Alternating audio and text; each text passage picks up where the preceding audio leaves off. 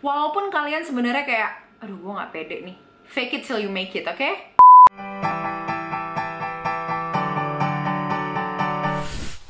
Hai semuanya. Segala rasa semangat ini rada luntur ya. Baru mulai aja aku udah gagal nih. Jadi tadi aku udah bikin intronya panjang, terus videonya hilang. Jadi aku harus shoot ulang. Anyway, hari ini kita bakalan ngebahas tentang gimana caranya ngebangkitin rasa percaya diri di dalam diri kita, walaupun kita pernah gagal atau baru aja ngerasain kegagalan. Dari tips-tips yang aku kasih ini, mungkin kalian bakal ngerasa kayak yang, emangnya ini ngaruh ya? Ini penting banget nih kayaknya. Iya. Nah mungkin ada yang kalian ngerasa kayak gitu, tapi ngaruh, tenang aja. Kalau nggak ngaruh, aku nggak share ya. Jadi hal-hal yang aku share ini tolong dicatat dan dipraktekkan secara perlahan.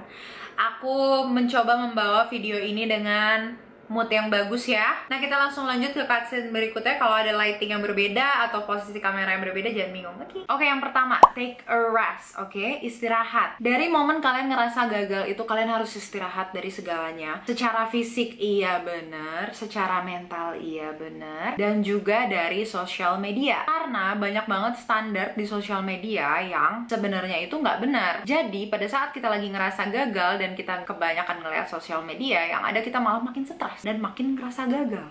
Padahal sebenarnya yang mereka tunjukin itu belum tentu benar. Jadi yuk istirahat dulu dari segalanya yang bisa bikin stres. Itu dijauh-jauhin dulu, oke?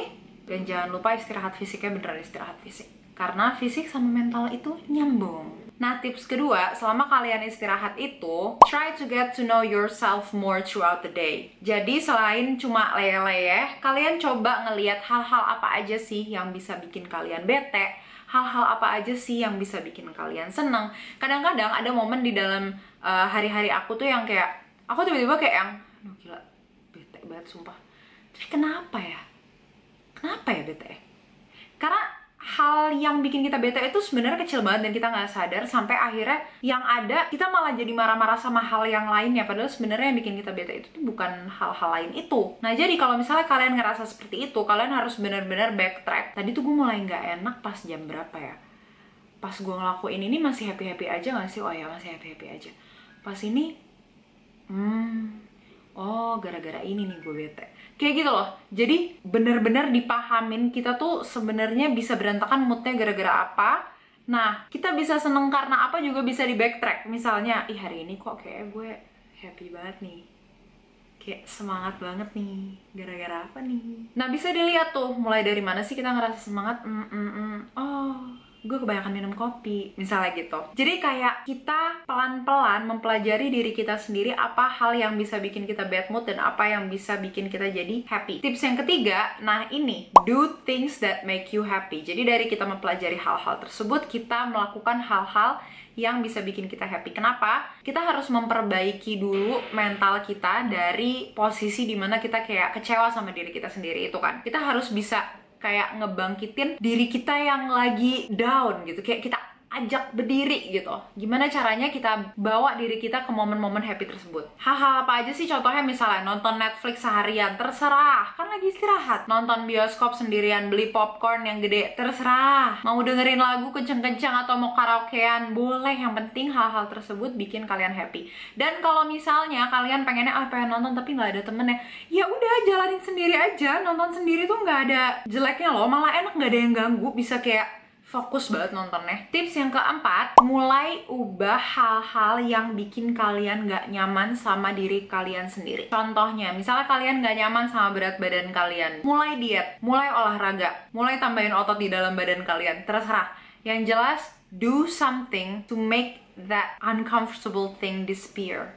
Oke? Jadi di sini kalian harus berjuang sedikit untuk merubah beberapa kebiasaan kalian supaya kalian bisa jadi lebih percaya diri lagi. Contoh lainnya, misalnya nih, nggak mulus, kakinya banyak bulunya atau tangannya banyak bulunya. Cari cara yang paling cocok buat kalian ngurusin itu. Misalnya di waxing atau di bleaching, terserah. Di laser kalau punya budget, why not? Ngerasa rambutnya aut-autan, diurus. Pokoknya rubah hal-hal tersebut selama hal-hal tersebut bisa dirubah. Yang kelima, have a self-care day. Jadi ada satu hari di dalam satu minggu at least dimana kalian itu bisa fokus ke hygiene kalian sendiri. Mulai dari luluran, mandinya yang benar-benar heboh gitu, pakai sabun yang ada AHA-BHA-nya juga nggak apa-apa kalau kalian punya jerawat punggung. Terus maskeran badan juga ada loh. Terus habis itu kayak exfoliate mukanya, atau bahkan pergi ke salon, pijet, spa, krim bath, hair mask, nyatok, apalagi ya. Pokoknya fokus ke hygiene diri kalian sendiri. Dan itu harus selalu ada setiap minggunya. Jadi kalian bisa constantly feel good about yourself. Yang keenam, wear something that you love. Jadi pakai baju kayak sepatu, kerudung, anting, make up, atau apapun yang bikin kalian happy,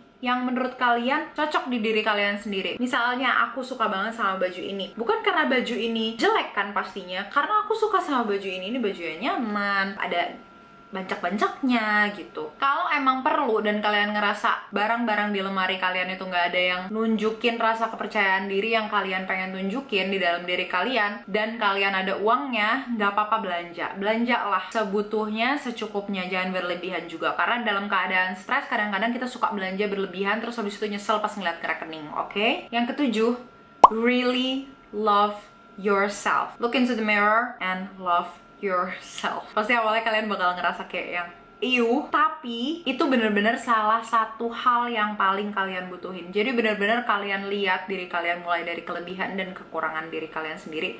Gak usah ngerasa orang ini mikir. Gak usah pikirin apa kata orang, pikirin kata kalian sendiri. Dan sayangi bagian-bagian itu, karena itu bagian dari diri kalian sendiri. Kalau kalian mau ada orang yang sayang sama kita harus ngelihat kalau hal-hal ini patut disayangi. Ini semuanya harus patut untuk disayangi. Jadi kalian harus bisa menyayangi itu duluan gitu loh. Dan inget ya, kalau misalnya kalian membenci diri kalian sendiri, gak bakalan ada hal bagus yang datang dari rasa kebencian itu. Orang yang kalian lihat di kaca itu bakalan selamanya ada di depan kalian. Jadi mendingan disayangin aja daripada dibenci terus habis itu hal-hal negatif doang yang datang ke diri kita. Oke? Love yourself for real. Setelah itu kita masuk ke part selanjutnya, list things that are good from you. Poin-poin di list itu dibuat sedetail mungkin, sampai kayak misalnya nih, gue suka sama bulu mata gue walaupun nggak lentik tapi dia tebel, misalnya kayak gitu. Gue suka sama kuping gue itu bentuknya bagus, misalnya kayak gitu. Jadi hal-hal kecil yang mungkin cuma kalian doang yang bisa notice dan gak ada yang muji, bodo amat, puji aja diri kita sendiri. Di saat kita sadar akan hal-hal tersebut, pelan-pelan pasti rasa percaya diri kita juga bakalan naik. Karena kadang tuh kita suka nggak sadar kalau ternyata banyak banget hal-hal di dalam diri kita yang pantas untuk dipuji. Nah, kita langsung masuk ke poin selanjutnya, yaitu sadar value dari diri kalian sendiri. Dengan kita udah ngelis hal apa aja yang baik dari diri kita, hal apa sih yang bagus, yang patut dipuji, yang patut dilihat secara lebih baik. Nah, kita harus sadar value diri kita sendiri. Jangan sampai pada saat kita di depan orang lain, kita itu selalu ngebandingin diri kita sama orang lain tersebut. Misalnya kayak, aduh gue kayak males ya di sini, habis ada orang-orang yang kayak, wow banget, gue kayak kutu nih di sini. Jangan, bodo amat. Walaupun kalian ngerasa kayak kutunya cantik kok, tenang aja. Jadi kayak kita tuh ngelawan segala pikiran negatif yang muncul di dalam diri kita itu. Apalagi di sini kan kalian pernah gagal ya. Jadi pasti kita ngerasa hal-hal tersebut tuh pasti bakalan muncul terus. Sedangkan dibalik dari hal yang gagal itu, kalian masih punya banyak banget value di dalam diri kalian sendiri. Jadi gak ada gunanya untuk kalian ngelihat harga diri kalian tuh rendah. Poin yang terakhir, ingat, they will only see things that you show them. Oke? Jadi pada saat kalian mencoba untuk lebih percaya diri itu, ingat hal tersebut. Kalau kalian nunjukin kalian percaya diri, mereka bakalan ngerasa, ini orang keren. Tapi kalau misalnya kalian kayak, iya, kayak gitu, ya orang bakalan bingung kayak, ini orang kenapa, buset, aneh gitu kan.